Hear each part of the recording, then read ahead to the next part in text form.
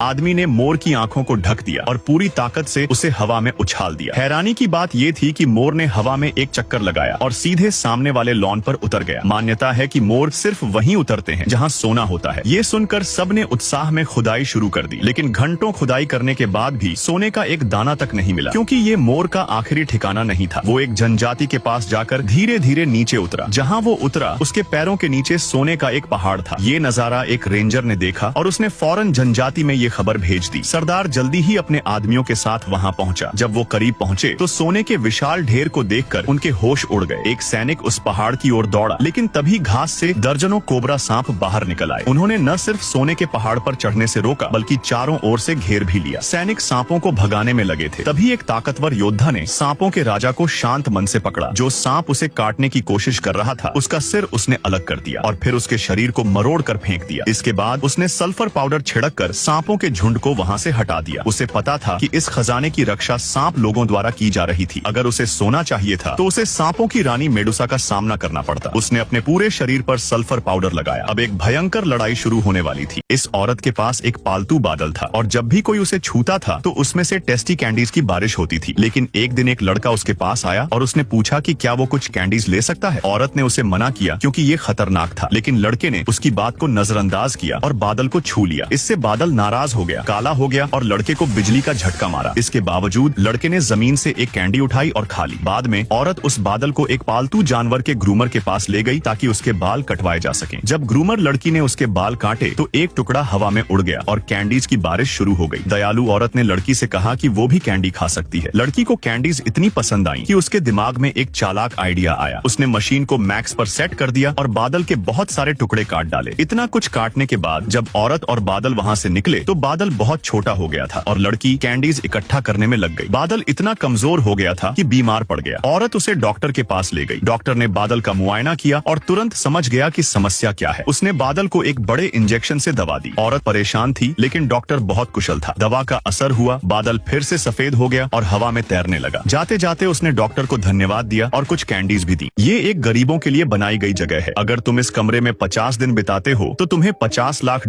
यानी 40 करोड़ रुपए मिलेंगे। लेकिन इस दौरान न फोन होगा और न ही कोई अच्छा खाना, सिर्फ एक बड़ा बिस्तर मिलेगा सोने के लिए। एक जोड़ा इस चुनौती को स्वीकार करने आया। आदमी ने दीवार पर लगा लाल बटन दबाया और चुनौती शुरू हो गई। 50 दिन बाद अमीर बनने का ख्याल उन्हें बहुत खुश कर रहा था। दोनों फर्श पर लेटकर अपने सुनहरे भविष्य की बातें करने लगे। आखिर $50 लाख एक बड़ी रकम थी, लेकिन ये पैसा पाना इतना आसान नहीं था। पहले ही दिन आदमी परेशान हो गया। आयोजक उन्हें हर खाने में सिर्फ रंगहीन और बेस्वाद पोषक तरल देते थे, और वो भी एक बोतल। इससे उनका पेट ठीक से नहीं भर रहा था। दीवार की तरफ देखते हुए उन्हें पता चला कि अभी 49 दिन और बाकी हैं। ये सोचकर आदमी हिम्मत हारने लगा। शुक्र है कि उसकी पत्नी ने उसे समझाया। उसने कहा कि $50 लाख एक ऐसी रकम है जिसे आम लोग जिंदगी भर भी नहीं कमा पाते। उसने कहा कि आयोजक चाहते हैं कि हम हार मान लें, लेकिन हमें हिम्मत रखनी होगी। पत्नी ने अपने पति के लिए 30 दिन का फिटनेस प्लान बनाया और खुद ध्यान करना शुरू कर दिया ताकि समय कट सके। लेकिन हर दिन एक जैसा बीतने के कारण 20 दिन बाद आदमी ने कह दिया कि वो बाहर जाना चाहता है। उसने कहा कि अब उसे पैसे नहीं चाहिए। ये सुनकर पत्नी ने उसे डांटा और कहा कि जब 20 दिन सहन कर लिए हैं तो हार मानने का सवाल ही नहीं उठता। इस बीच आदमी को आयोजकों की बात याद आई। उन्होंने शुरुआत में कहा था कि 50 दिन के दौरान वो 3 बार कुछ खरीद सकते हैं, लेकिन हर बार $500 मिलियन यानी करीब 4 करोड़ रुपए खर्च करने होंगे। पत्नी को लगा कि उसका पति कुछ अच्छा खाना खरीदेगा ताकि उसे ताकत मिले, लेकिन उसकी उम्मीद के उलट आदमी ने 4 करोड़ रुपए खर्च कर एक पेंट ब्रश खरीद लिया।